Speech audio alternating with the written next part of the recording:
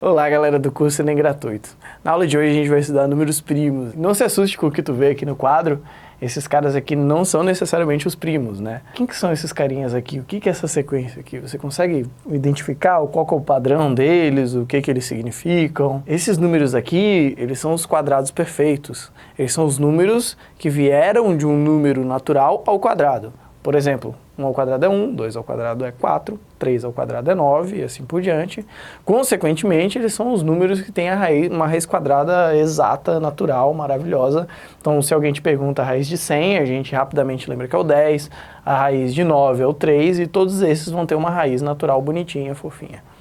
E quem diria que esses números aqui, os quadrados perfeitos, têm uma relação muito especial com os números primos.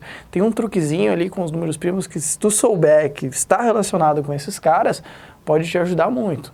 E a gente vai ver isso aqui nesse vídeo então. Agora, para qualquer fim nesse vídeo, eu vou estar trabalhando só no universo dos naturais, tá? Então vamos dar uma olhadinha aqui nos primos.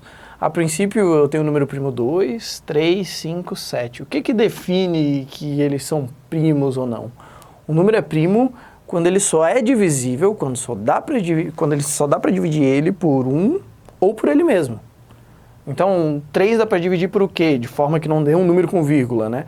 Só por 1, 3 dividido por 1 é 3, ou só por ele mesmo, que é 3. O 5 também, o 6 já não está aqui nessa lista, porque o 6 dá para dividir por 2, ele é divisível por 2, né? Então, o 6 ele acaba não sendo primo, ele pula aqui a lista dos números primos. E é claro que eles continuam aqui, então, infinitamente, 7, 11, depois do 11 o 13, o 17, o 19.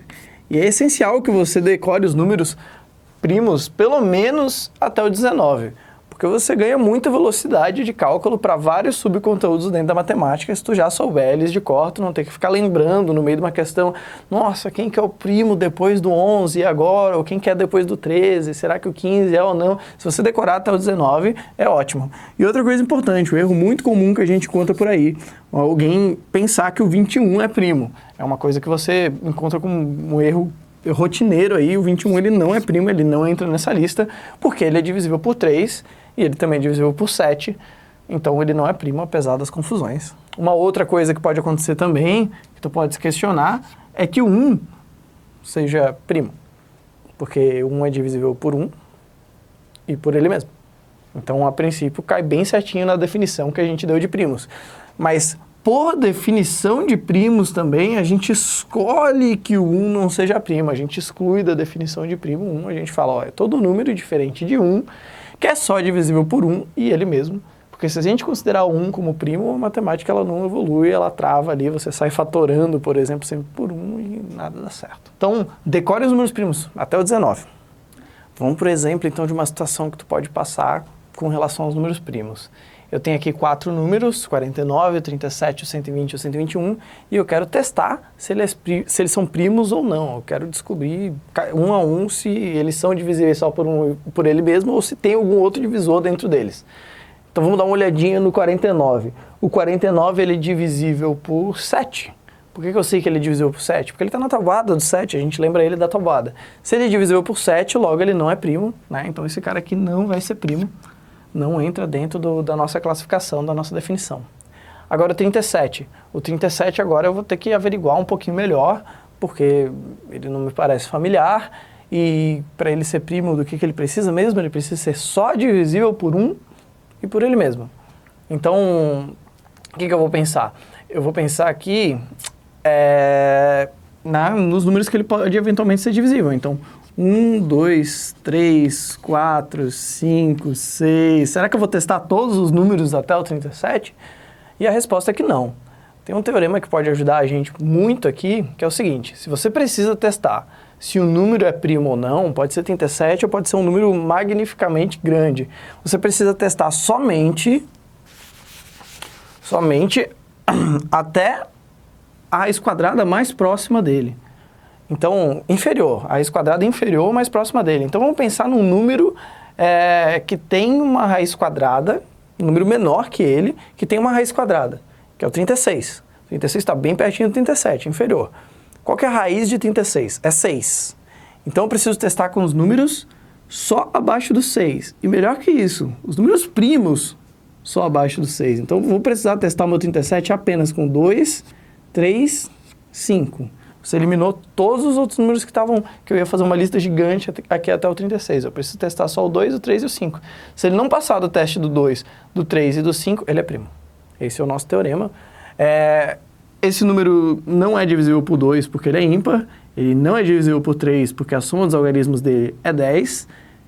Ele não é divisível por 5 porque ele termina com 7. Então, esse número aqui é primo, porque ele não é divisível por nada. Só por 1 e por ele mesmo. Galera, a gente tem um vídeo sobre critérios de divisibilidade, um cara bem parecido comigo explica quando que o número é divisível por 2, 3, 5 e todos os truquinhos que envolvem isso. É importante para você entender e ganhar velocidade nessa parte e, consequentemente, em toda a matemática. Dá uma olhadinha naquele vídeo, tá? Linkzinho acima aqui. Então, vou tentar aplicar essa ideia para o 120. Eu quero uma raiz quadrada exata, menor que ele. Claro que tu não precisa sair usando esse teorema em todo número primo que te apareça, todo número não primo que tu quer testar, primo ou não primo, né? Porque o 120 é par. Se ele é par, instantaneamente tu sabe que ele é divisível por 2, então aqui tu nem precisa testar. Mas agora no 121 a gente pode aplicar isso para rapidamente verificar se o número é primo ou não. O 121 ele é um quadrado perfeito. Por isso a importância de você decorar os quadrados perfeitos. Se ele é um quadrado perfeito, ele não é primo, porque ele é divisível pela raiz dele, né? Ele é o 11 vezes 11, esse cara aqui. Então ele é divisível por 11, logo ele não é primo também. Então vamos pegar uns exemplos agora mais do mal, que geralmente é o que acontece nos exercícios aí de concursos em geral. Agora vamos apelar para o 119.